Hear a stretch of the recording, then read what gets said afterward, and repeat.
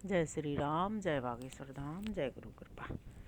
आज हम जगन्नाथ भगवान के विग्रह या मूर्ति, जो काष्ठ की मूर्ति है जगन्नाथपुरी में, उसके रहस्य के बारे में जानेंगे।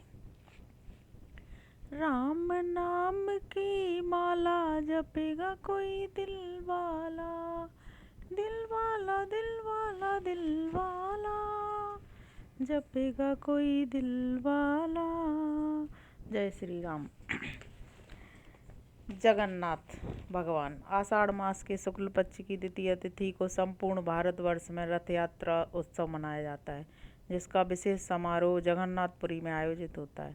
पुरी का रथ यात्रा उत्सव विश्व प्रसिद्ध है। रथ यात्रा उत्सव के संबंध में स्कंद पुराण में एक विस्तृत आख्यान प्राप्त होता है। राजा इंद्रधुम्न के पूछने पर महर्षि जैमिनी ने भगवान विष्णु को प्रसन्न करने वाले एवं धर्म, अर्थ, काम तथा मोक्ष की सिद्धि कराने वाले 12 यात्रा उत्सवों का सांगोपांग विवरण राजा को सुनाया था। इन यात्रा उत्सवों में तृतीय नंबर पर क्रम पर रथ यात्रा उत्सव मनाए जाने का निर्देश प्राप्त होता है। भगवान श्री कृष्ण ने इसे सभी यात्रा महोत्सव में श्रेष्ठ बतलाते हुए कहा है, पुण्य नक्षत्र युक्त आषाढ़ शुक्ल द्वितीया को मुझे सुभद्रा और बलराम सहित रथ में बिठाकर यात्रा कराने वाले के मनोरथ पूर्ण होते हैं।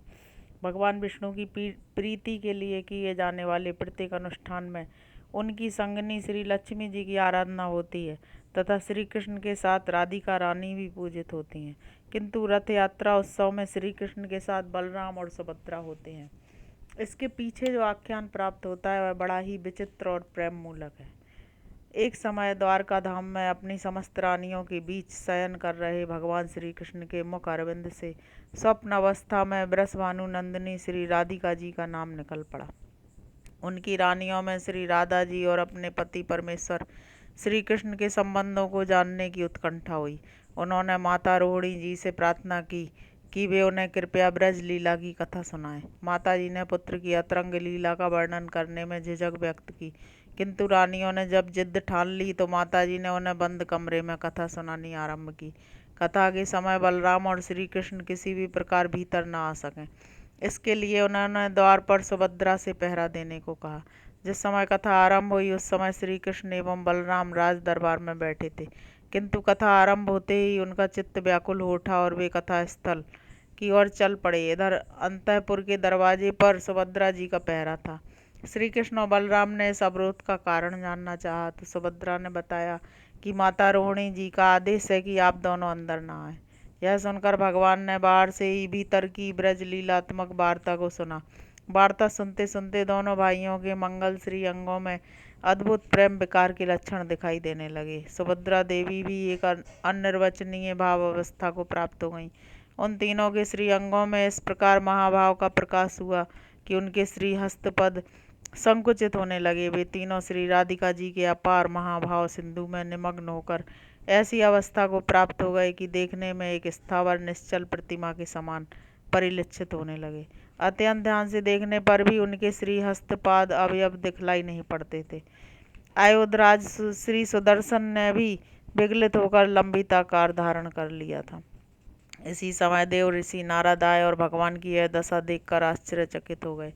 उनके पूछने पर भगवान ने बताया कि श्री माता जी के मुख अरविंद विगलित ब्रज लीला माधुरी ने कर्णगत होकर हमारे हृदय विगलित कर दिए थे। इस पर नारद जी ने प्रभु से विनय किया कि वे अपने इसी रूप से पृथ्वी पर सदा निवास करें। भगवान श्री कृष्ण ने नारद जी के वचन मान लिए और पूर्व काल में राजा इंद्रधुम्न तथा श्रीमती विमला देवी को दिए गए वरदानों को सम्मिलित करके नीलाचल क्षेत्र पुरी में अवतीर्ण होने का आश्वासन दिया।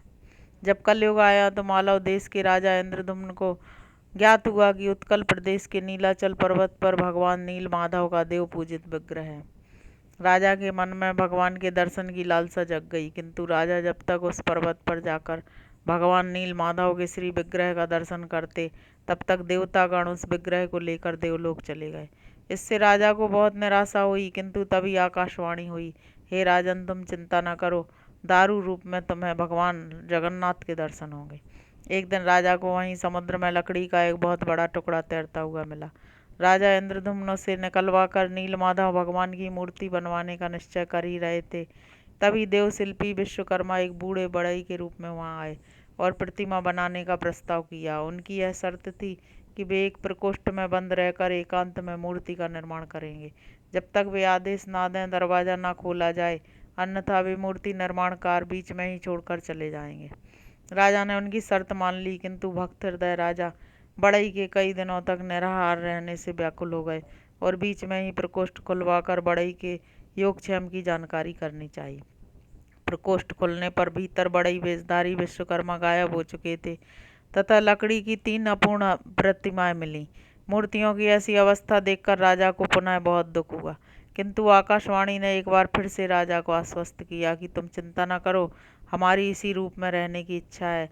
तुम इन तीनों प्रतिमाओं को विधिवत अलंकृत कराकर प्रतिष्ठित करवा दो। राजा ने एक भव्य मंदिर बनवाकर वहां मूर्तियां प्रतिष्ठित करवा दी। जिस प्रकोष्ठ में तीनों प्रतिमाओं का निर्माण हुआ था वह स्थान गुंडीचा घर या मंदिर कहलाता है। अन्य प्रसंगों में गुंडीचा घर को जनकपुर या ब्रह्मलोक भी कहते हैं। ये मूर्तियां भगवान जगन्नाथ, बलभद्र एवं सुभद्रा जी की हैं। उत्कल देश के वैष्णवों की यह मान्यता है कि राधा और श्री कृष्ण की युगल मूर्ति के प्रतीक स्वयं जगन्नाथ जी हैं। श्री जगन्नाथ जी ही पूर्ण परम ब्रह्म है। जय श्री राम। बच्चों, आज हमने जाना कि जगन्नाथ भगवान की मूर्तियों में हाथ पैर क्यों नहीं है। जय श्री राम।